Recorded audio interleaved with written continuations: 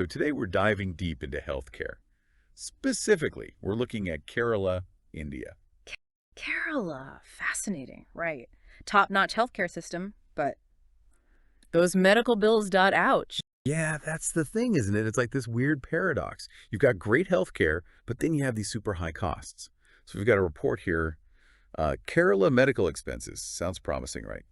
And then we've got some stuff from the Trench News, too. Should be interesting to compare them. Let's see what they have to say. Yeah, I'm really curious about the why here. Like, why are the costs so high in Kerala? What's going on? Exactly. It's more than just, oh, good healthcare equals high costs. There's got to be more to it than that. Right, like there's got to be something else going on, some other factors. So first off, let's talk numbers. The report says urban households are spending, get this, like 652 every month just on medical expenses. Every month. Whoa. Yeah, and in rural areas, it's 645, So almost the same. pretty much. Right. But here's the kicker.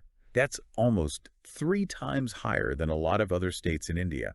3 times. That's a huge discrepancy. It is. Makes you think, what's going on in Kerala that's so different? Yeah, and think about the families there. Imagine 10% of your budget, poof, gone to medical expenses. Oh, yeah. The report says it's 10% in rural areas and 9% in urban areas. So it's a big chunk of their income just gone. Definitely puts a strain on things. Makes you realize how much healthcare can really impact people's lives. Absolutely. And the Trench News, they had this interesting take. They're talking about lifestyle choices, like Yeah. all the usual suspects, right? More processed foods, less exercise. Oh, yeah, the classic modern lifestyle. Exactly. More stress, too, which we all know that doesn't help with health. And they're saying all of that contributes to, diabetes, heart disease, all those chronic conditions that just keep needing treatment. Yeah, it's like a domino effect. Yeah. One thing leads to another, and then the costs just keep piling up. Right. But I think there's another layer to this whole lifestyle thing. Like, yeah, personal choices matter. But what about the environment those choices are made in? What if there's limited access to healthy foods or safe places to exercise? That's a really good point. It's not always just about individual willpower, right? Like the system, the environment, all of that plays a role. Definitely. It's more complex than just saying, eat your veggies, people. Absolutely. And the report also brought up something else, the aging population in Kerala, which makes sense, right? The older you get, the more healthcare you generally need. Yeah, you'd think that would naturally lead to higher expenses. But here's a thought, right? Is Kerala's population aging way faster than other Indian states? States that aren't seeing these same sky-high medical costs? Or maybe it's about access. Maybe older folks in Kerala just have better access to healthcare, so they use it more. And more use equals higher costs. I hadn't considered that. That's a really interesting perspective. It really makes you question whether aging alone is the culprit. What about the role of private healthcare? That's got to be part of the equation, right? It's a big piece, for sure. I mean, private healthcare, it can be great. Don't get me wrong. You get the newest treatments, the specialists, but it comes at a cost, literally. It's way more expensive than the public system. It's a trade-off, isn't it? Like you get better access, maybe quicker treatment, but you pay a premium for it. Do you think that's a major driver of these high costs in Kerala? I'd say it's definitely playing a part. And I think it raises some questions too, like what's the state of their public health care system? Is it strong? If it is, why are people still opting for private care even though it's more expensive?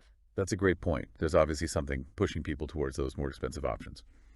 All right, so moving on, the report had this crazy statistic about medicine costs in Kerala. Apparently, they spend like 15,000 crores each year just on allopathic medicine. 15,000 crores. That's a lot of rupees. It is. And get this, a huge chunk of that, like 4,500 crores, is just on antibiotics. Wow, antibiotics. It's interesting. The report said only 220 crores of that medicine is produced in Kerala. Really? So they're importing most of it. Sounds like it, which obviously adds to the cost. Shipping, all of that. And when you're relying so much on imports, it makes you wonder about access and affordability too, especially for essential medicines. Yeah, like what happens if those supply chains get disrupted? Yeah. Or the prices of those imported meds go up? Plus, we know there's that whole global issue with antibiotics, right? Overuse in antibiotics.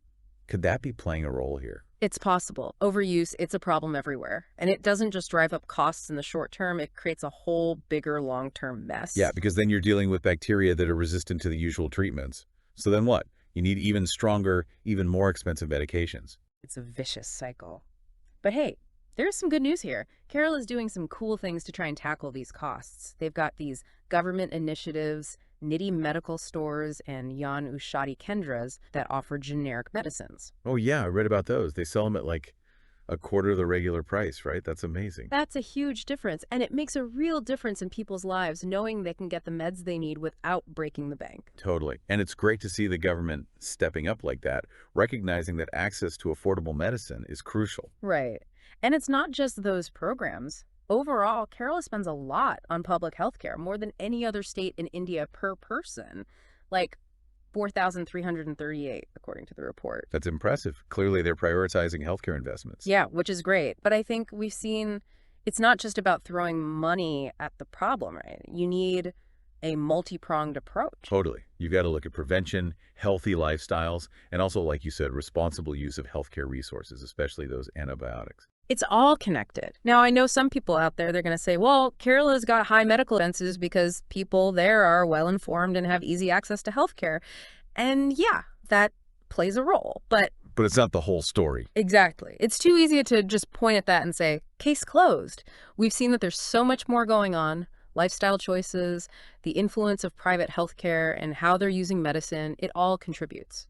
So it sounds like Kerala is facing a pretty complex challenge here. Definitely. It's not a simple fix. They're doing some good things, but there's always room for improvement. So thanks for joining us for this deep dive into Kerala's healthcare. Hopefully it's given you all something to think about.